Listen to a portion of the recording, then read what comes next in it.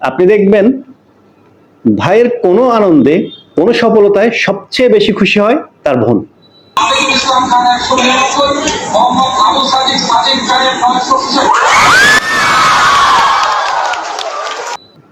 একটি ঘরে যখন কোনো কন্যা সন্তানের জন্ম হয়, দুজন মানুষ সবচেয়ে বেশি খুশি হয়। একজন তার বাবা, অন্যজন তার ভাই। কিছু কিছু বাবার ক্ষেত্রে ব্যতিক্রম অবশ্য আছে। আল্লাহ তাআলা কোরআনে বলেছেন সূরা নাহলের ৫৮ নম্বর আয়াতে, আর যখন তাদের কাউকে কন্যা সন্তানের সুসংবাদ দেওয়া হয় তখন তাদের মুখমণ্ডল কালো হয়ে যায় এবং সেই মন অভিমানে পূর্ণ হয়ে যায়। কিন্তু কোনো ভাই তার বোনের আগমনে অখুশি হয় না, তার চোখে মুখে থাকে আনন্দের ঝিলিক। ঠিক বিপরীত দিক থেকেও কোনো ভাই জন্মগ্রহণ করলে সবচেয়ে বেশি খুশি হয় তার বোন।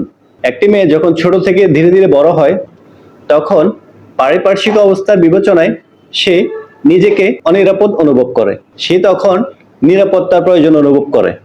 সে তখন নিরাপত্তা পায় তার পরিবার থেকে, তার বাবা থেকে, তার ভাই থেকে।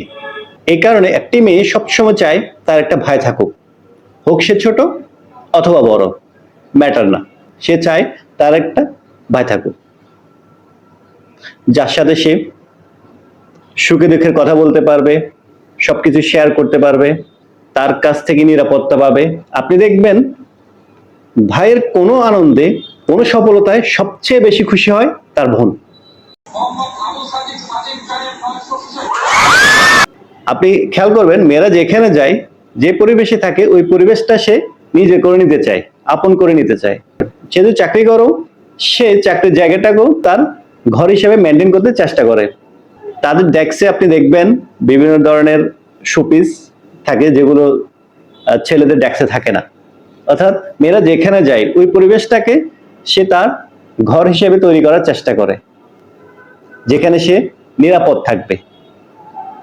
তাই ভার্সিটি মেয়েরাও তাদের ভার্সিটিটাকে একটা পরিবার মনে করে, আর তারা চায় তাদের পরিবারটা নিরাপদ থাকুক, নিরাপদ হয়ে উঠুক। সে তার ভাই বাবার ছায়া খুঁজতে থাকে।